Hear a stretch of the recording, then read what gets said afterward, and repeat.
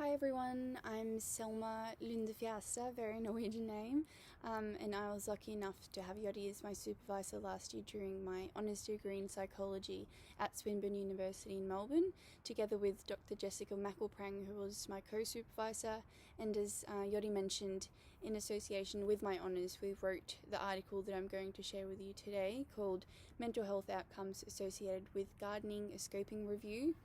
Professor Takemi Sugiyama is also a co-author, and the article will be published as a book chapter in a volume called Cultivated Therapeutic Landscapes, Gardening for Prevention, Restoration and Equity as part of the Routledge Geographies of Health Science.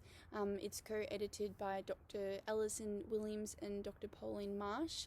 Dr. Pauline has also been a guest on Yodi's channel, and I'm currently sitting in my dad's front yard here in the south of Norway where I grew up. It's the middle of summer and we've just had some hectic thunderstorms, so it's looking really beautiful and lush with lots of bees and insects, which is great for the garden. So I guess the underlying reason for conducting the study was due to the increasing rates of mental illness globally, rising both with urbanisation and also after the pandemic. We know that there is a connection between urbanisation and reduced contact with nature, which is associated with adverse health effects. And we also know that exposure to and interaction with garden spaces has therapeutic benefits that are scalable and cost effective. So we looked at what literature reviews had been published on the relationship between gardening and mental health outcomes and found mostly positive associations.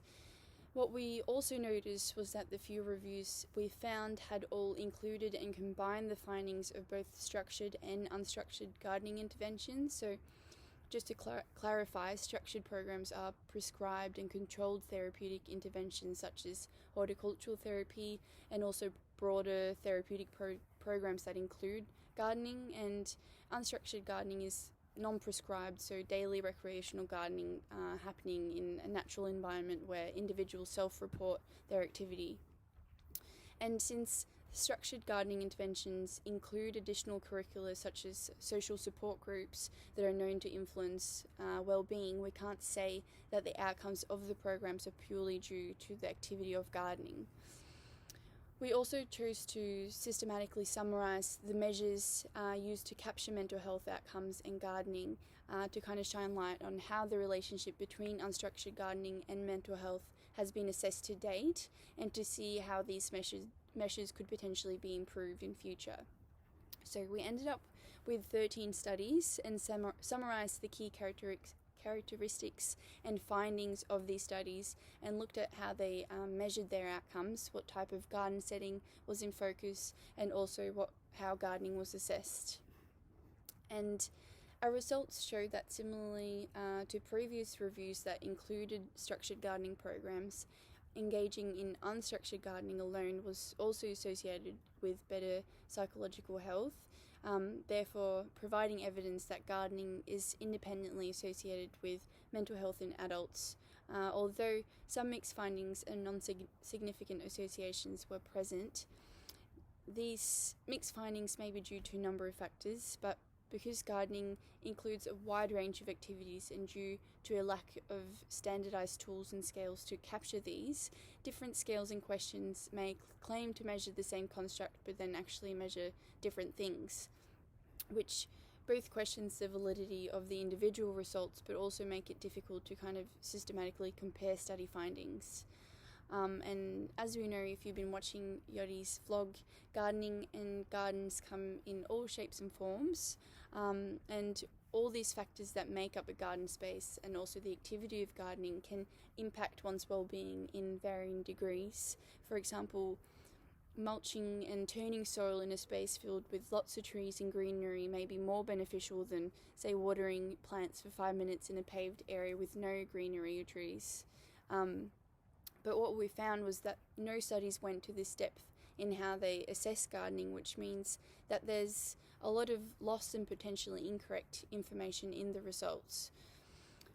We also found a very wide spectrum of mental health measures, specifically 21 across the 13 studies. This diversity has also been documented in other reviews and again, maybe due to a number of factors that we explore in the chapter, but we did notice that the measures commonly used in psychology to assess the most prevalent disorders such as depression and anxiety were very much lacking, and using these psychometrically robust scales is essential to obtaining valid and reliable outcomes, and would also have implications for enriching the knowledge of the relationship, and then evidently for developing appropriate interventions. So the takeaway messages from our study, I guess, are that gardening as a standalone activity and natural activity is associated with better psychological health in adults. There's also a lot of diversity in the mental health scales used to measure the effects of gardening, with little focus on the most common mental health disorders, and also little use of the most psychometrically robust and acknowledged measures. And there is no standardized or validated way to assess gardening as of yet, which has implications for the study findings, where the currently used scales kind of fail to capture the breadth of activity, which may lead to ambiguous results. So the take-home question from me today wasn't really assessed in our study, but is a topic that I find very interesting. So what role do you think the enjoyment level of the individual engaging in gardening has to play in the effect that it has on mental well-being? Thank you.